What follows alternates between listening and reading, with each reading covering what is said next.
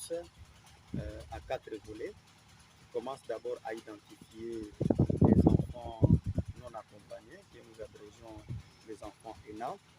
Et le projet prévoit l'identification de 100 enfants non accompagnés.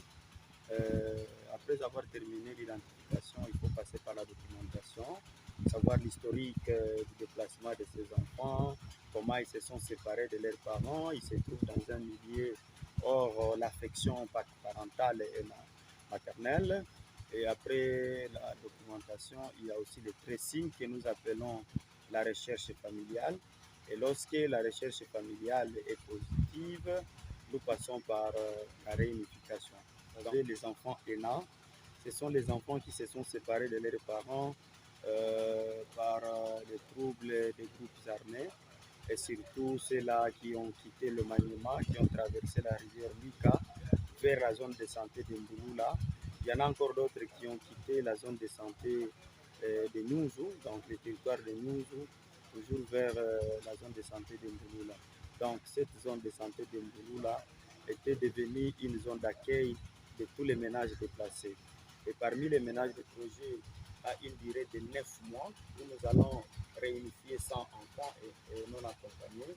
Et pour 2 mois, nous avons déjà 37 enfants non accompagnés qui sont déjà réunifiés dans leur famille. Bon, les stratégies, c'est quoi?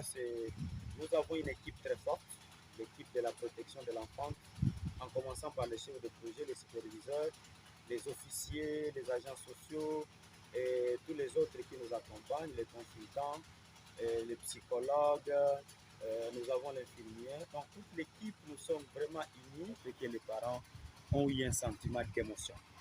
Ils ont eu vraiment de l'émotion. Il y a eu beaucoup de parents qui ont pleuré de revoir leurs enfants. Il y a eu de ces parents qui avaient dit que leurs enfants étaient déjà décédés. Et à ce stade, quand nous sommes partis, nous avons constaté que tous les parents ont eu de l'émotion. Donc il y a eu des larmes aux yeux. Même du côté des agents de la protection, nous avions eu des larmes aux yeux de voir comment les parents ont été émotionnés de revoir leurs enfants. Donc ça leur a enchanté de retrouver encore la vie de leurs enfants. Donc,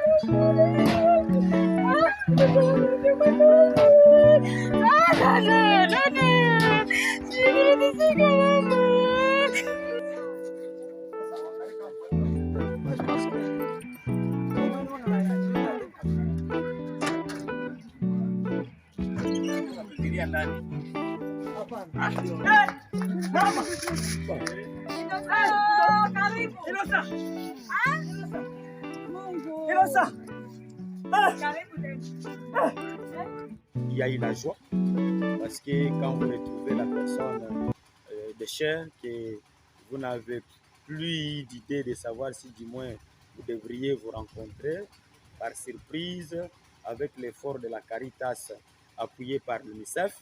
Donc ils ont quand même eu de la joie avec beaucoup de remerciements à la Caritas et aussi à l'UNICEF.